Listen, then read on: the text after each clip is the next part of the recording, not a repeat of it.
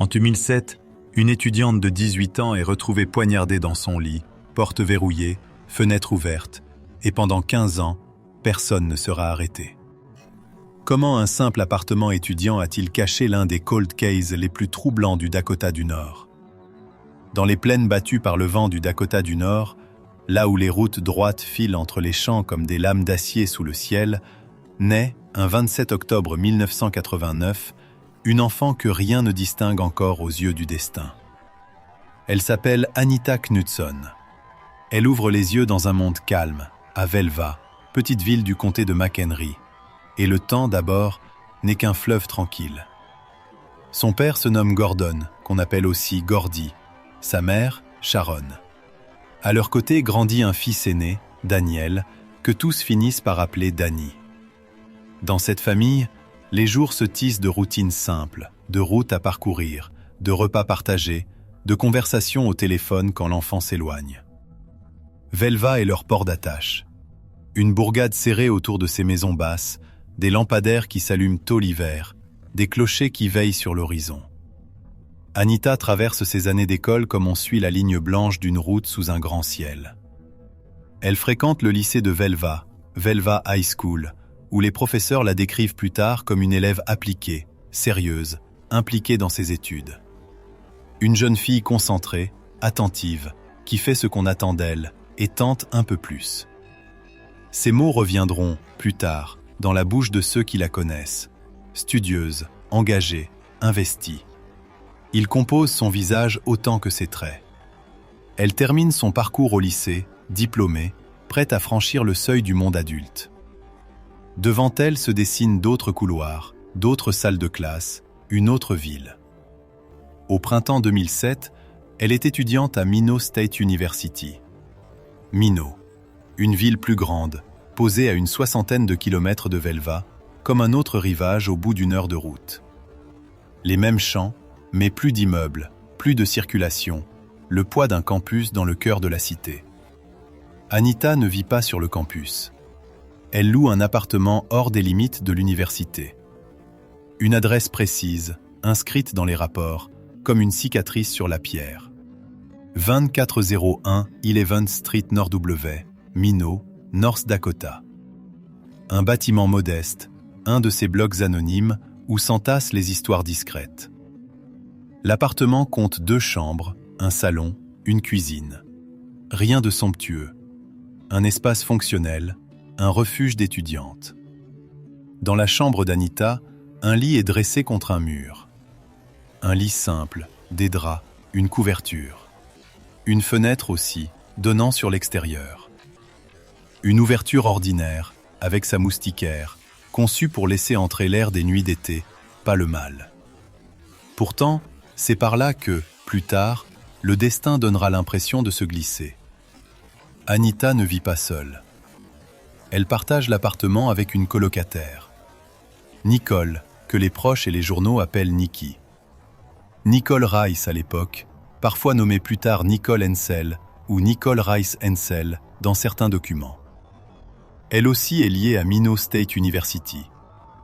2 jeunes femmes, 2 chambres, un salon, une cuisine, des horaires qui s'entrecroisent, 2 vies parallèles qui se frôlent dans un espace restreint.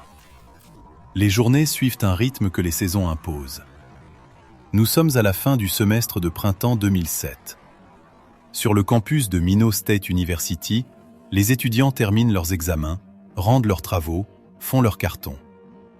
Les couloirs sentent le café refroidi et la nervosité. Le mois de mai s'achève, le mois de juin s'avance. Pour beaucoup, le semestre de printemps touche à sa fin, et l'air est chargé de départs imminents. Nous sommes le samedi 2 juin 2007. Cette date restera fixée comme l'un des derniers repères où Anita est vue vivante par des proches. Ce jour-là, des coups de téléphone, des messages, des échanges sont rapportés dans les articles, situant sa voix encore dans le monde. Elle existe, elle parle, elle répond. Elle prépare peut-être un retour prochain à Velva, un week-end, un séjour, un passage au foyer familial.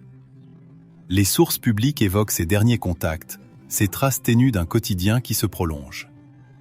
Puis vient la rupture invisible.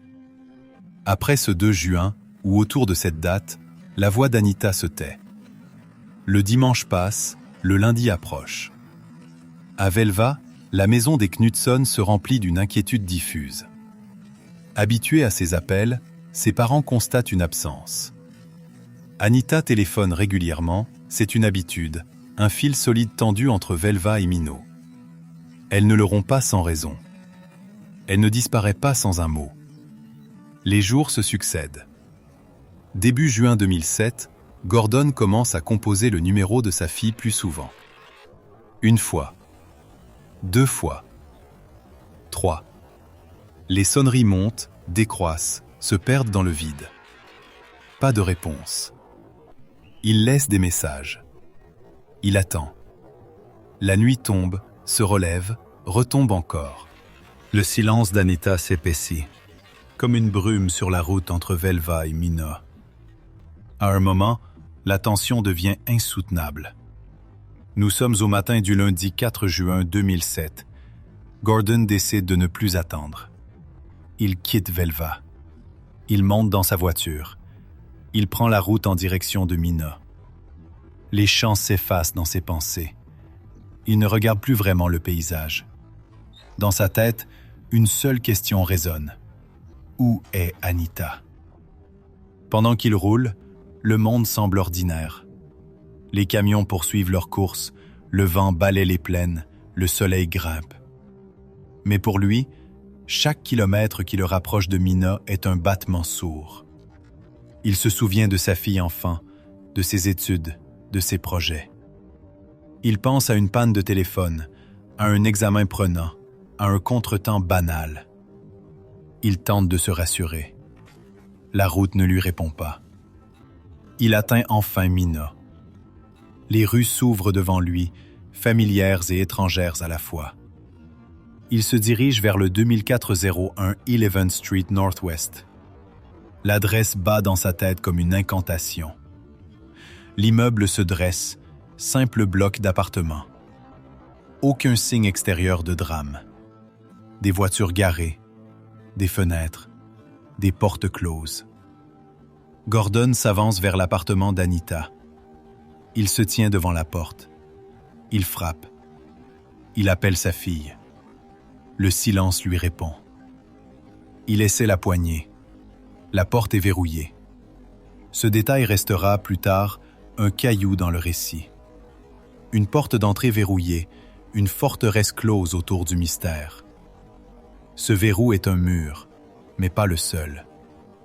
Gordon contourne le bâtiment. Il cherche une autre ouverture. Il arrive devant la fenêtre de la chambre de sa fille. Là, quelque chose cloche. La fenêtre n'est pas comme elle devrait être. Les rapports mentionnent qu'elle est ouverte ou partiellement ouverte. La moustiquaire, elle, est déplacée, retirée, peut-être découpée. Le cadre, destiné à protéger, a été violé. Dans ce rectangle de vitre, la vie bascule. Gordon se penche. Il regarde à travers la fenêtre. Il voit la chambre d'Anita, le lit qu'il sait être le sien. Et sur ce lit, immobile, il aperçoit le corps de sa fille, allongée, recouverte en partie par une couverture, une forme qui ne bouge plus, une couleur trop pâle pour être celle du sommeil. Le temps se fige. Il ne reste plus que cette image. Un père, dehors, au pied d'un immeuble, le visage collé à une vitre, découvrant au travers la fin du monde tel qu'il le connaît. Ce n'est plus une inquiétude. C'est une certitude brutale, écrasante. Anita est là. Anita ne répond plus. Quelque chose de terrible a franchi cette fenêtre avant lui. Gordon recule. Il n'a pas de clé. Il ne peut entrer. Alors il fait ce que les mortels font quand l'horreur les dépasse. Il appelle à l'aide. Il compose le numéro de la police de Minot. Le Minot Police Department reçoit l'appel. Un père signale le corps de sa fille, visible par la fenêtre, dans un appartement verrouillé. Les mots se posent sur la réalité, nette, implacable. Les forces de l'ordre se mettent en mouvement. Des agents sont dépêchés sur place. Ils arrivent à l'adresse qui, dès cet instant, ne sera plus jamais un simple point sur une carte. Ils trouvent Gordon, bouleversé. Ils voient la porte verrouillée. Ils contourent comme lui, découvrent la fenêtre ouverte ou entrebâillée, la moustiquaire tordue, déplacée, abîmée. Ils se penchent. Eux aussi aperçoivent le corps sur le lit. Ils doivent entrer. Ils forcent l'accès par la porte ou un autre passage selon les procédures. L'appartement s'ouvre enfin, comme une bouche restée trop longtemps close. À l'intérieur, l'air est immobile. Tout semble figé dans l'instant qui a suivi le crime. Les policiers avancent prudemment. Le salon, la cuisine, silencieux. Pas de lutte généralisée à première vue, d'après les premiers rapports. Pas de chaos partout, pas de meubles renversés à chaque pas. Le désordre est ailleurs, concentré sur un point. Ils atteignent la chambre d'Anita. Le lit est là, tel que Gordon l'a vu de l'extérieur. Anita gît sur le matelas, partiellement recouverte par une couverture. Même de loin, les agents voient que quelque chose ne va pas. La position du corps, l'absence de mouvement, les taches sombres. Ils s'approchent. Ils constatent ce que tous redoutent. La jeune femme est morte. Sur son corps, les blessures sont visibles. Des entailles, des marques profondes. Des coups portés avec une arme blanche. Un couteau, selon ce que confirmera plus tard le médecin légiste. Une pluie de coups qui ne laisse aucune chance. C'est un homicide. L'appartement, ce refuge étudiant, devient un théâtre de meurtre. Les policiers regardent autour d'eux. Ils cherchent l'arme. Ils fouillent la chambre, examinent le lit, la moquette, les meubles. Nulle part ils ne trouvent le couteau. L'arme du crime n'est pas là. Elle a disparu, emportée, jetée ailleurs. Cette absence, froide, s'ajoute à la liste des questions qui naissent déjà. La fenêtre, derrière eux, est ouverte sur l'extérieur. La moustiquaire a été retirée ou coupée. L'air entre, chargé d'un soleil indifférent. La porte d'entrée, elle, était verrouillée quand Gordon est arrivé. Cette combinaison hante aussitôt l'esprit des enquêteurs. Une porte fermée, une fenêtre ouverte, une jeune femme assassinée sur son lit, recouverte en partie comme si quelqu'un, après la violence, avait refermé un geste. Très vite, les procédures se déclenchent. La scène est bouclée.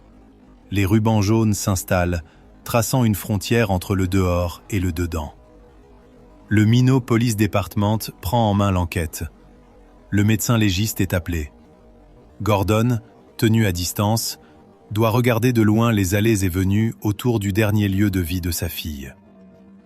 Dans les heures qui suivent, l'annonce se prépare. Les médias locaux guettent les nouvelles.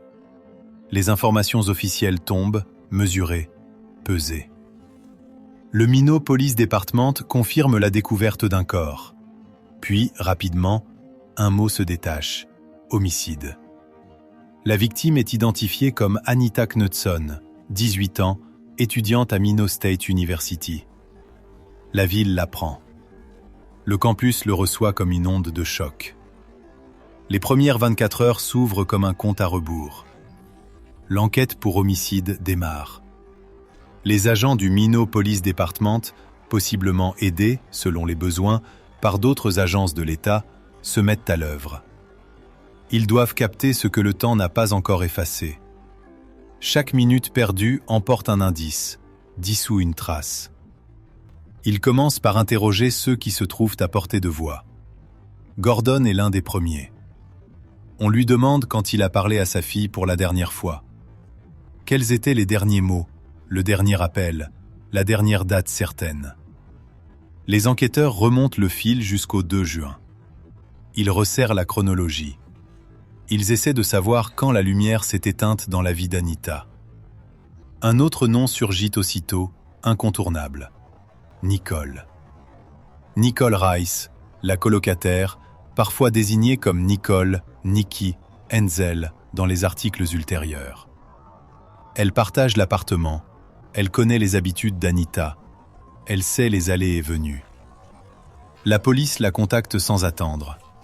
Elle doit dire où elle se trouvait les jours précédents, quand elle a vu Anita pour la dernière fois, ce qu'elle sait de ce week-end de fin de semestre. Ces heures sont faites de questions tranchantes et de réponses parfois floues. Les policiers doivent avancer vite, mais sans brûler les étapes. Ils observent la scène de crime avec minutie. La fenêtre ouverte sur l'extérieur, la moustiquaire déplacée ou abîmée, la porte d'entrée restée verrouillée. Ils cherchent à comprendre comment un meurtrier a pu entrer, frapper, ressortir, sans renverser tout l'appartement, sans laisser d'armes derrière lui. Le médecin légiste, lui, examine le corps d'Anita. Il voit les multiples coups de couteau. Il confirme ce que les yeux devinent déjà. La cause de la mort est un homicide par arme blanche. Les rapports indiqueront plusieurs coups, une violence répétée. L'heure exacte du décès reste à préciser, mais déjà, les enquêteurs savent que la mort remonte au week-end précédant le 4 juin. Le temps, encore une fois, devient un ennemi. Ce qui s'est passé entre le 2 et le 4 juin se dissout dans les heures silencieuses. À l'extérieur, Minot découvre la nouvelle par la voie des médias. Une jeune étudiante de 18 ans, originaire de Velva, a été retrouvée morte, assassinée, dans son appartement hors campus. La Minot State University, brusquement, doit affronter l'image d'un meurtre dans l'ombre de ses bâtiments. Les parents d'autres étudiants se tournent vers leurs enfants, vers leur téléphone, vers leur propre silence. Le Minot Police Department s'adresse au public. Dans les déclarations aux journaux locaux, au Minot Daily News, aux chaînes comme KX News, les autorités confirment l'ouverture d'une enquête pour homicide. Elles précisent qu'aucune arrestation n'a été effectuée dans l'immédiat. Aucun nom n'est livré comme suspect à ce stade. La police parle d'un crime, pas encore de coupable. Mais elle ne se contente pas d'informer. Elle appelle. Un appel à témoins se répand dans la communauté. Toute personne ayant vu Anita dans les jours précédant le 4 juin, ayant remarqué un mouvement suspect près du 2401 11th Street North Woobless, ayant entendu quelque chose d'anormal, est invitée à se manifester.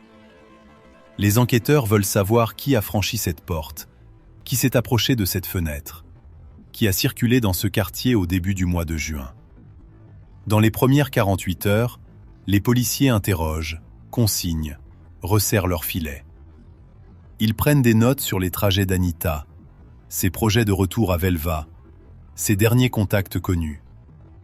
Ils établissent la routine de cette jeune fille qu'on décrit comme sérieuse, investie dans ses études, proche de ses parents. Ils tracent la ligne de sa vie jusqu'au point où elle se brise. Et déjà, dans ce labyrinthe de questions sans réponse, une certitude s'impose. Ce qui s'est joué dans la chambre d'Anita n'est pas un accident. Ce n'est pas une chute, ni une crise, ni un hasard. C'est un acte voulu, un geste répété, porté par une main qui, quelque part, continue de vivre, de marcher, de respirer. Une main qui, pour l'instant, échappe au regard. La fenêtre reste grande ouverte sur l'énigme. La porte verrouillée garde son secret. La couverture tirée sur le corps d'Anita murmure un geste dont le sens se dérobe. Et tandis que la ville retient son souffle, ignorant encore que 15 années de nuit l'attendent, les premières heures de l'enquête s'achèvent, lourdes de promesses, d'espoir et de menaces. Dans les dossiers du Minot Police Department, un nom vient d'entrer, gravé au fer. Anita Knudson, 18 ans, étudiante, victime d'un homicide. Le reste, pour l'instant, demeure dans l'ombre.